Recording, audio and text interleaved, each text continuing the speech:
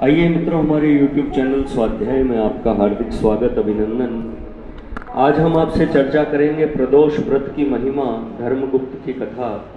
इस विषय पर अगर आपने हमारे चैनल को लाइक और सब्सक्राइब नहीं किया है तो आपसे निवेदन है, कृपया चैनल को लाइक और सब्सक्राइब अवश्य करें। विदर्भ देश में सत्यरथ नाम के एक परम शिव भक्त, पराक्रमी और तेजस्वी राजा हुए हैं। उन्होंने अनेकों वर्ष राज्य किया, परंतु किसी दिन भी शिव पूजन में अंतर न आने दिया। एक बार शाल्व देश के राजा ने दूसरे कई राजाओं को साथ ले विदर्भ पर चढ़ाई की। 7 दिन तक घनघोर युद्ध होता रहा। आखिर देवगति से सत्यरथ को हारना पड़ा और उनका वध कर दिया गया। शत्रु नगर में घुस पड़े। रानी को जब यह समाचार मालूम हुआ तो वह भी चुपके से महल में निकल पड़ी और उसने जंगल का रास्ता लिया। राजमहल में रहने वाली रानी नाना प्रकार के कष्टों को सहती हुई वन में बढ़ी चली जा रही थी। उसको 9 मास का गर्भ था। अचानक एक दिन अरण्य में ही उसे एक पुत्र रत्न उत्पन्न हुआ। बच्चे को वहां ही अकेला छोड़कर वह प्यास के मारे पानी के लिए वन में एक सरोवर के पास गई और वहां उसे एक मगर निगल गया।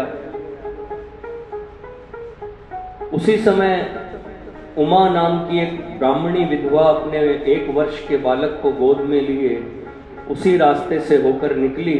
उसे बिना नाल कटे हुए बच्चे को देखकर बड़ा ही आश्चर्य हुआ। वह सोचने लगी कि यदि इस बच्चे को अपने घर ले जाऊं तो लोग मेरा उपहास करेंगे और न ले जाऊं तो यहीं बाघ शेर खा जाएंगे।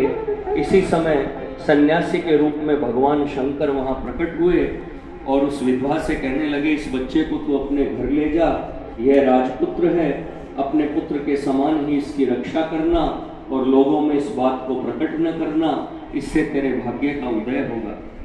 इतना कहकर शिवजी अंतर्धान हो गए। ब्राह्मणी ने अपने पुत्र का नाम शुचिव्रत और राजपुत्र का नाम धर्मगुप्त रखा। यह विधवा दोनों को साथ ले उस बच्चे के माता पिता को ढूंढने लगी। ढूंढते ढूंढते सांडिल्य ऋषि के आश्रम में पहुंची। ऋषि ने बतलाया कि राजा सत्यरथ का देहांत हो गया है। पूर्व जन्म में प्रदोष व्रत को अधूरा छोड़ने के कारण ही उसकी ऐसी गति हुई है। रानी ने पूर्व जन्म में अपनी सोत को मारा था, उसी ने इस जन्म में मगर के रूप में इससे बदला लिया। ब्राह्मणी ने दोनों बच्चों को ऋषि के पैरों पर डाल दिया। ऋषि ने उन्हें शिव पंचाक्षरी मंत्र देकर प्रदोष व्रत करने का उपदेश दिया। इसके बाद उन्होंने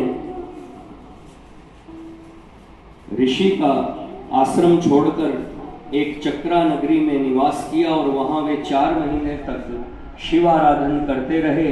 देवात एक दिन धर्मगुप्त को नदी के तीर पर खेलते समय एक अशर्फियों से भरा स्वर्ण कलश मिला। उसे लेकर वह घर आया।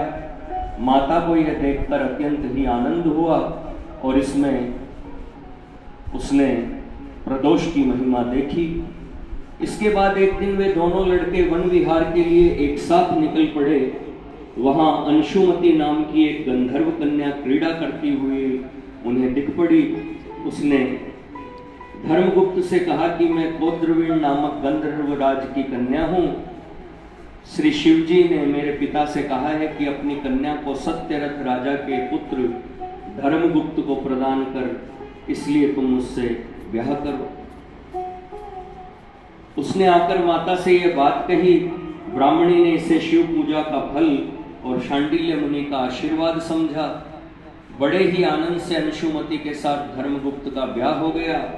गंधर्व राज ने बहुत धन और अनेकों दास दासी उन्हें प्रदान किए।